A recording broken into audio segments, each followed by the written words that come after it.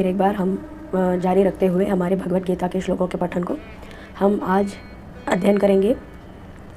भगवत गीता के अध्याय 9वें के श्लोक नंबर 26 से 26, श्लोका 26 से। तो शुरू करें प्रार्थना से। ओम श्री गणेशाय नमः। श्री गुरुभ्यो नमः। गुरुचरणारविंदाभ्याम नमः। नमो नमः श्री गुरुपादुकाभ्याम। श्री कृष्ण कृष्ण कृष्ण अच्युतानंत गोविंद कृष्णाय वासुदेवाय देवकी नंदनाय च नंदगोपकुमाराय गोविंदाय नमो नमः। श्री राधा कृष्णाय नमो नमः। भगवद गीता अध्याय 9 श्लोका 26, श्लोक संख्या 26। पत्रम पुष्पम फलम तोयम यो मे भक्त्या प्रयच्छति तदहम भक्त्यो उपहृतम अश्नामि प्रयतात्मनः। तो इसमें भगवान श्री कृष्ण अर्जुन के द्वारा हम सभी को कह रहे हैं, पत्रम पुष्पम फलम तोयम यो मे भक्त्या प्रयच्छति। यो जो भी व्यक्ति में मुझको भक्त्या प्रयच्छति भक्तिपूर्ण भावना से प्रयच्छति देता है, अर्पण करता है। क्या क्या अर्पण करता है? पत्रम कोई एक पत्र ही मुझे अर्पण कर दे, पुष्पम कोई फूल मुझे अर्पण कर दे, फलम कोई फल अर्पण कर दे, तोयम कोई जल, थोड़ा बहुत जल ही अर्पण कर दे, लेकिन भक्तिपूर्वक जो भी अर्पण कर दे, तदहम भक्ति उपरत अश्नामि प्रयतात्मनः। वो उन सभी वस्तु को मैं उसने जो भक्तिपूर्वक दिया है उसी भाव से मैं उपरतम अश्नामि, मैं उसे ग्रहण कर लेता हूँ, स्वीकार कर लेता हूँ। प्रयतात्मनः, तो प्रयतात्मनः क्या है? उस चैतन्य भाव में रहते हुए जो भी व्यक्ति उस चैतन्य परम चैतन्य शुद्ध सत्व शुद्ध सात्विक भावना, एक है रजस तमस सात्विक और इस सात्विक से भी ऊपर है शुद्ध सात्विकता, शुद्ध सात्विकता। उस शुद्ध सात्विक भावना में रहते हुए उस चैतन्य का ध्यान करते हुए जो भी अर्पण कर दे वो सब मैं स्वीकार कर लेता हूँ। पत्रम पुष्पम फलम तोयम, तोयम यानी जल, यो में भक्त्या प्रयच्छति भक्तिपूर्ण भावना से जो भी मुझे अर्पण कर दे, प्रयच्छति दे देता है, अर्पण कर दे, तदहम उसे मैं भक्ति उपरतम अश्नामि। तो भक्ति उपरतम क्या है? भक्तिपूर्ण भाव से समर्पण करना, समर्पित करना। अश्नामि मैं ग्रहण कर लेता हूँ, स्वीकार कर लेता हूँ। प्रयत आत्मनः जो प्रयास करता है, प्रयत आत्मनः तो आत्मा का चिंतन करके मुझे अपने ही आत्मा में पाकर, समझकर और उस आत्मा भाव में रहते हुए जो भी व्यक्ति कोई भी वस्तु मुझे अर्पण कर दे उसे मैं पूर्ण प्रकार से स्वीकार कर लेता हूँ। तो इसमें भगवान क्या संदेश दे रहे हैं कि भगवान जो है भावपूर्ण है और भाव को महत्वता देते हैं। तो ये वस्तु को महत्व नहीं देते, वो वस्तु जिस भाव से अर्पण की जाती है उस भाव को देखते हैं और उस भाव को ही स्वीकार करते हैं। तो इससे एक और विषय हमें पता चलता है कि हमारी भावना, कोई भी मनुष्य है, मनुष्य की विशेषता ये है कि उसका मन है और उस मन से वो भाव कर सकता है। कोई भी पशु हो या कोई भी अन्य जीव हो वो ऐसे भाव शायद कर सके ना कर सके, लेकिन मनुष्य में ये शक्ति है, ये क्षमता है कि वो अपने मन से भाव कर सके, अपनी कल्पना कर सके, एक संकल्प कर सके। तो उस भावपूर्ण अवस्था में उस भाव से आप जो भी देते हैं उसे भगवान ग्रहण कर लेते हैं। उस भाव में इतनी शक्ति होती है कि वो भगवान तक जाकर पहुंच जाती है। तो आजकल ये बहुत से विषयों में ये प्रचलन है कि द पावर ऑफ इंटेंशन, ऐसा बहुत से लोग वीडियोस डालते हैं और ऐसा बहुत हम देख पाते हैं। पावर ऑफ इंटेंशन, तो ये पावर ऑफ इंटेंशन क्या है? हमारे मन की संकल्प शक्ति। तो उसमें जो भाव है वो भाव किसी डेस्टिनेशन को, जिसके भी प्रति आप वो भावना रखते हैं, उसके मन तक जाके पहुंचने की क्षमता और शक्ति उस भाव में है। इसीलिए भावपूर्ण होना आवश्यक भी है, और अगर भावपूर्ण हो तो ये अमोघ हो जाता है, ये अपने डेस्टिनेशन तक पहुंच ही जाता है। तो आपने ये व्यावहारिक जीवन में भी बहुत बार देखा होगा कि आप किसी शहर में हैं और आप जिसका चिंतन कर रहे हैं, आप जिसके बारे में सोच रहे हैं वो किसी और शहर में हो, तो भी कभी कभार ऐसा हो जाता है, टेलीपैथी कहते हैं ना, आप जो सोचो वो भाव उस व्यक्ति तक पहुंच जाता है। तो अगर ये व्यक्ति के बीच में ऐसा हो सकता है, तो भगवान के साथ तो ऐसा हो ही सकता है। तो इसीलिए इसमें भाव की प्रधानता है और भावना को महत्व देते हैं। इसे एक और विषय हम समझ सकते हैं कि जो भक्ति रहित हो, जो भी कर्म भक्ति रहित हो, या जो भी पूजा पाठ आराधना, देव आराधना जो भी है, अगर वो भक्ति से वंचित रहे या केवल ज्ञान के बल पर चले तो वो अपूर्ण रह जाती है। भक्तिपूर्ण भाव ही उस कर्म को पूर्णता प्रदान करता है। तो यही इस श्लोक में भगवान ने बताया है। अब पढ़ते हैं अगले श्लोक को। यत् करोषि यद् अश्नासि यत् जुहोषि ददासि यत् तपस्यसि कौन्तेय तत् कुरुष्व मदर्पणम्। यत् करोषि, जो भी तुम करो, हे अर्जुन, जो भी तुम करो, यत् करोषि यद् अश्नासि, जो भी तुम खाओ, यत् जुहोषि, जो भी हवन के रूप में मुझे अर्पण करो, ददासि यत्, जो भी तुम दो, दान के रूप में किसी को दो, यत् तपस्यसि, जो भी तपस्या तुम करो, कौन्तेय, हे कुंती पुत्र, तत् कुरुष्व मदर्पणम्, उसको तुम क्या करो, मुझे अर्पण कर दो। यानी दिन भर में तुम जो भी व्यवहार करो, जो भी कर्म करो, जो भी क्रियाकलाप करो, वो सब मुझे अर्पण कर दो। यत् करोषि यद् अश्नासि यद् जुहोषि ददासि यत् तपस्यसि कौन्तेय तत् कुरुष्व मदर्पणम्। तो इसमें है निस्वार्थ भावना की चर्चा। अगर जो भी हम करें वो सब भगवान को अर्पण कर देते हैं, तो इसका अर्थ क्या होता है कि करने वाले कर्ता भगवान ही हैं, भगवान ही करता है। यानी हम कह रहे हैं कि हम अहंकार के बिना, उस अहंकार से हम खुद को बचा रहे हैं, खुद की रक्षा कर रहे हैं। हम ये कह रहे हैं कि जो भी कुछ किया है इस शरीर के द्वारा, इंद्रियों के द्वारा, इस मन के द्वारा, जो भी कर्म आज के दिन में हुए हैं, वो सब भगवान को समर्पित हैं। तो ये सब जो है भगवान ने किया है और भगवान ही करता है। जब ऐसा कर दें हम, तो हम स्वयं को बचा रहे हैं और हम उस आत्म तत्व में जा कर के अपने आप को स्थित कर रहे हैं। तो इसीलिए ऐसा कहा जाता है कि निस्वार्थ भावना इसमें आ जाती है। क्योंकि अगर हम ये समझें कि मैंने किया है, तो इसमें हमारा स्वार्थ एक जुड़ जाता है। तो चाहे हम चाहें, हम ना चाहें, हम जाने ना जाने, तो उसमें वो स्वार्थ की भावना एक आ जाती है और उससे जुड़ी हुई अपेक्षाएं जो हैं वो मन में घर कर जाती हैं कि मैंने ये किया तो मुझे कुछ मिलना चाहिए, मुझे कुछ प्राप्त होना चाहिए, इसका कोई लाभ होना चाहिए, या फिर ये अच्छा होना चाहिए, या फिर ये ऐसा रहेगा तो सही है, ऐसा होगा तो गलत है, ऐसा होना चाहिए, वैसा होना चाहिए। तो ये नाना प्रकार के संकल्प विकल्प के जाल में हमारा मन जो है वो फंसता चला जाता है। तो इस एक कार्य से, इन सभी दोषों से हम स्वयं को बचा लेते हैं। इसीलिए भगवान कह रहे हैं कि जो भी तुम करो, जो भी तुम खाओ, जो भी तुम हवन करो या जो भी तुम दान करो, वो सब मुझे अर्पण कर दो। इससे भगवान की मंशा ये है, उनका हेतु ये है कि ये नहीं कि उन्हें खुद भोक्ता बनना है, ये है कि अपने भक्त को बचा लेना है, इन दोषों से बचा लेना है, काम क्रोध लोभ मोह मद मात्सर्य।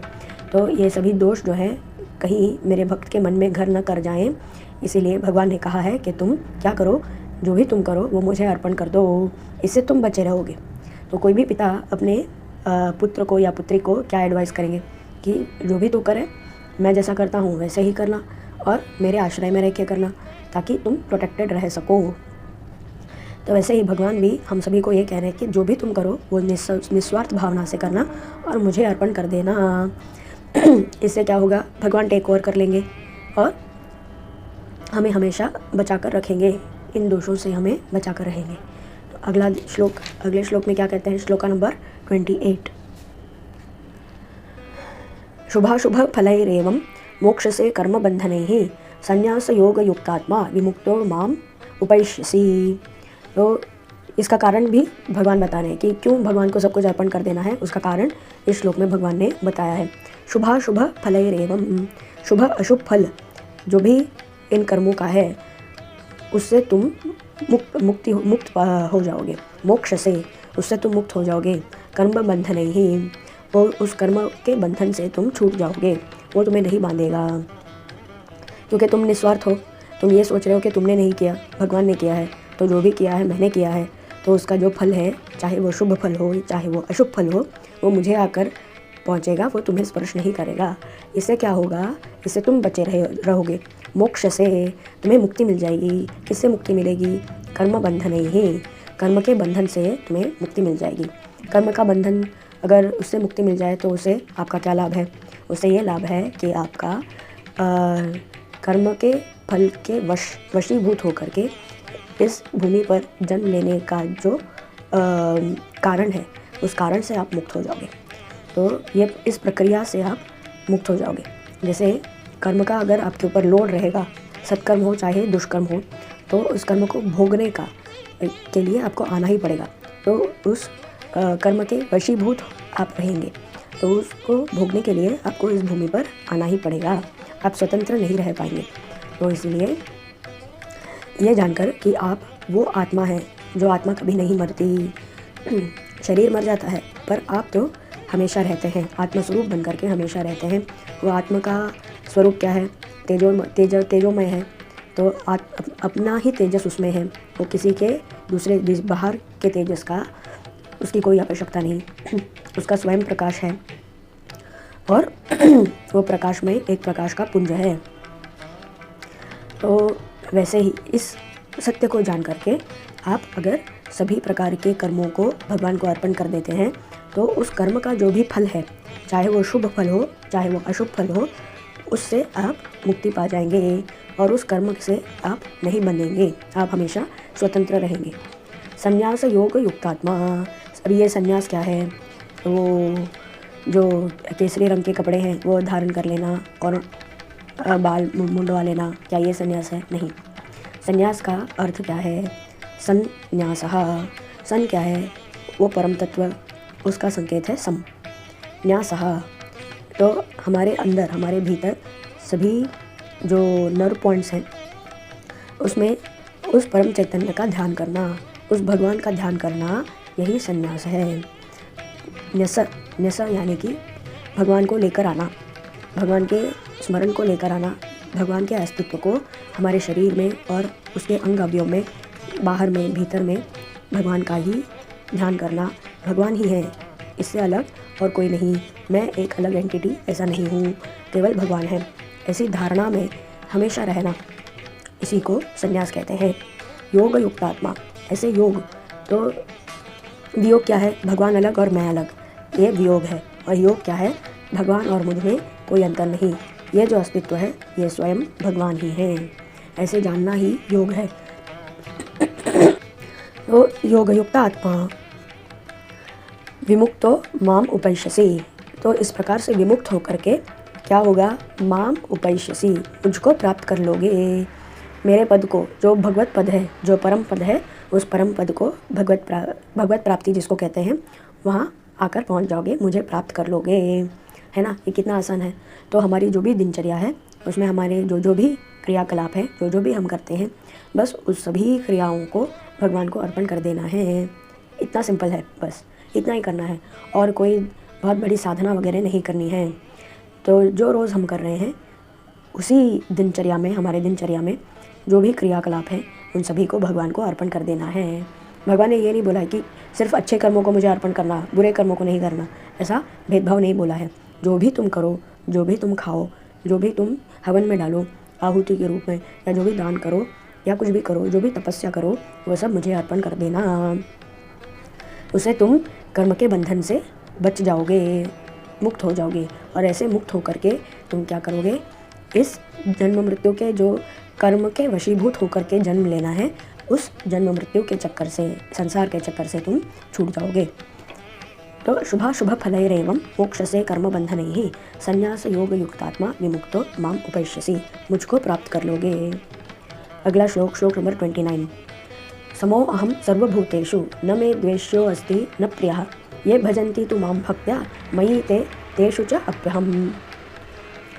अभी भगवान कह रहे हैं समो अहम, मैं कैसा हूँ, मैं सम हूँ, मैं सबके लिए एक समान हूँ, सबके लिए बराबर हूँ, मेरे लिए सब बराबर हैं। सर्वभूतेषु, तो इसमें सिर्फ मनुष्य नहीं है, सर्वभूतेषु, चाहे वो कोई पशु हो, प्राणी हो, लता हो, गुल्म हो, पर्वत हो या कोई भी हो, कोई भी भूत हो, सर्वभूतेषु न मे द्वेष्यो अस्ति न प्रियः, उसके प्रति मेरे मन में ना कोई द्वेष की भावना है, ना कोई प्रिय की भावना है, ना मेरे लिए कोई प्रिय है, ना कोई अप्रिय है, मेरे लिए सब सम ही है। तो ये भजन्ति न मे द्वेष्यो अस्ति न प्रियः, तो इसमें भगवान कह रहे हैं कि मेरे लिए कोई फेवरेटिज्म नहीं है, मेरा कोई मित्र या शत्रु नहीं है, मेरा कोई बंधु बांधव या कोई अन्य ऐसा कोई भी नहीं है। मैं सर्वभूत के लिए, सभी भूतों के लिए यानी सभी प्राणियों के लिए मैं समान भावना रखता हूँ।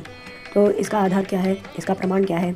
गजेंद्र मोक्षम, ये जो कथा है इस कथा को आप जानते ही होंगे।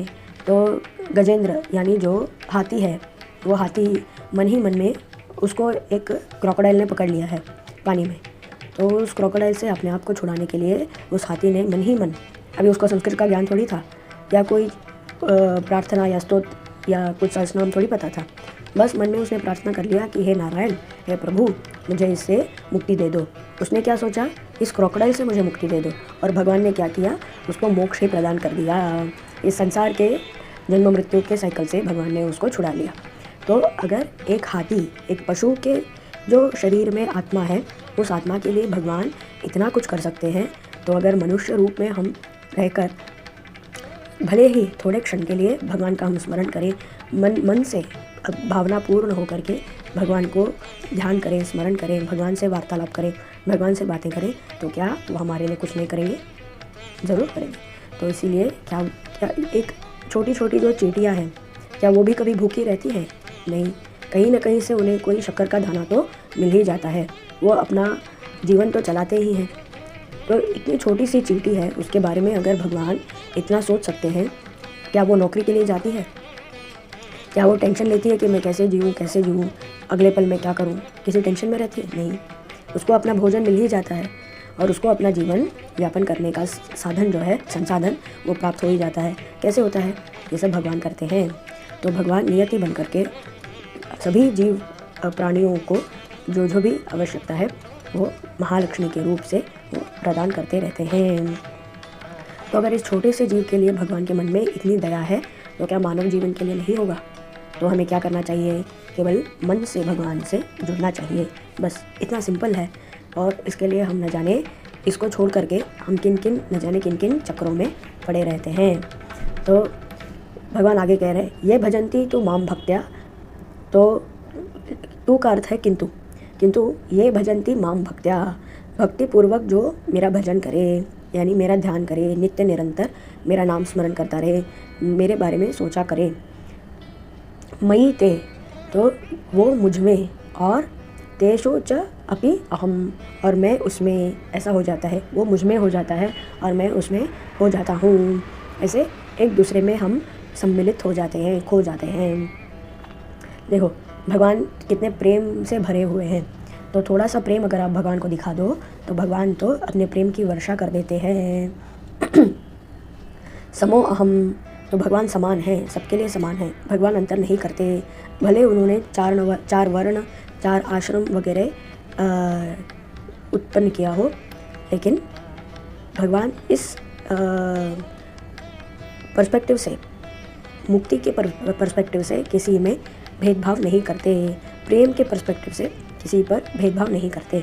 समो अहम सर्वभूतेषु, तो इसमें शायद जानवर का भी शरीर हो या कोई पेड़ का भी शरीर हो या कुछ भी हो, भगवान के पास वो क्षमता है, वो शक्ति है कि वो आत्मा को देख सके, उसके मन को पढ़ सके, जान सके और उसके मन की भावनाओं को वो स्वीकार कर सके। इतनी शक्ति उनमें है, वो सर्वज्ञ हैं, उन्हें सब पता है कौन कभी किस जगह में रहकर भगवान का स्मरण कर रहा है, ये तुरंत उन्हें पता चल जाता है। कैसे पता चल जाता है? क्योंकि वो अंतर्यामी हैं, सबकी आत्मा के रूप में बसे हुए हैं, इसीलिए उन्हें पता चल जाता है। समोहम सर्वभूतेषु न मे द्वेषो अस्ति न प्रियः, तो किसी के लिए भगवान के मन में कोई द्वेष नहीं है, चाहे वो कितना ही बड़ा घोर पापी क्यों ना हो। तो कभी ऐसा नहीं सोचना कि मैं तो इतना पापी हूँ, मैं डिज़र्व ही नहीं करता या करती, ऐसा कभी नहीं होता। भगवान के अनुग्रह के लिए सभी पात्र हैं। तो भगवान के लिए किसी के लिए द्वेष नहीं न, और उनका स्पेशल प्रेम नहीं, किसी के ऊपर कोई स्पेशल प्रेम नहीं है, सबके लिए समान भाव है। ये भजन्ति तु माम भक्त्या, लेकिन जो कोई भी भक्तिपूर्वक भगवान का भजन करे उसके लिए क्या स्पेशल है, क्या विशेष है। मयि ते तेषु च अपि अहम्, वो मुझ में समा जाता है और मैं उसमें समा जाता हूँ, यही विशेष है। अगला श्लोक नंबर 30। अपि चेत् सुदुराचारो भजते माम अनन्यभाक् साधुरेव स मंतव्यः सम्यक् व्यवस्थितो ही सः। तो इसमें भगवान यही बता रहे हैं कि अपि चेत् सुदुराचारो, अगर कोई सुदुराचारो, दुराचार में भी और महादुराचारी ऐसा भी अगर कोई हो, चेत यानी कि ऐसा अगर, चेत यानी कि अगर सुदुराचारो भी कोई है, भजते माम अनन्य भाग, लेकिन वो अनन्य भाग भगवान के अलावा और कोई नहीं है, ऐसे अनन्य भाव से मेरा भजन करता है, मेरी आराधना करता है। साधुरेव स मंतव्यः, लेकिन उसको भी साधु ही समझना चाहिए। सम्यक व्यवस्थितो ही सः, वो ठीक ही कर रहा है, वो कोई गलती नहीं कर रहा। अगर दुराचार भी कर रहा है लेकिन मन से उसने अनन्य रूप से मेरी भावना की है, तो भी उसे साधु ही समझना चाहिए। देखा, तो भगवान कितने इम्पार्शियल हैं, तो वो भेदभाव नहीं करते। भले उसका आचरण ठीक नहीं है, व्यभिचारी है तो भी, लेकिन उसने भगवान को अनन्य रूप से मान लिया है, भगवान को स्वयं को समर्पित कर दिया है, निस्वार्थ भावना से भगवान को मान लिया है और शरणागत हो गया है। तो उसके कर्म चाहे गलत हो, लेकिन वो गलत नहीं। भगवान क्या मानते हैं? साधु स मंतव्यः, साधुरेव स मंतव्यः। मंतव्य यानी समझना चाहिए। क्यों? सम्यक व्यवस्थितो ही सः, वो सही रूप से अपने आप को उसने स्थापित किया हुआ है, इसीलिए उसको साधु ही समझना चाहिए, उसे दुराचारी नहीं समझना चाहिए। तो इसका अर्थ क्या हुआ? चलो अभी कल से हम दुराचार करना स्टार्ट कर देंगे? नहीं, ऐसा नहीं है। ये इसलिए बताया गया है कि भगवान की इम्पार्शलिटी है। भगवान क्या देखते हैं? समर्पण को देखते हैं। तो हमें ये चाहिए कि श्रद्धापूर्वक हम अपने आप को भगवान को समर्पित कर दें और किसी अन्य जीव के ऊपर हम हिंसात्मक भावना न रखें और यम और नियम का पालन करें और सत्य से जुड़े रहें और भगवान से प्रेम पूर्वक जुड़ें, भावना से जुड़ें, मन से जुड़ें। ऐसे नहीं कि ये तो एक फॉर्मेलिटी है।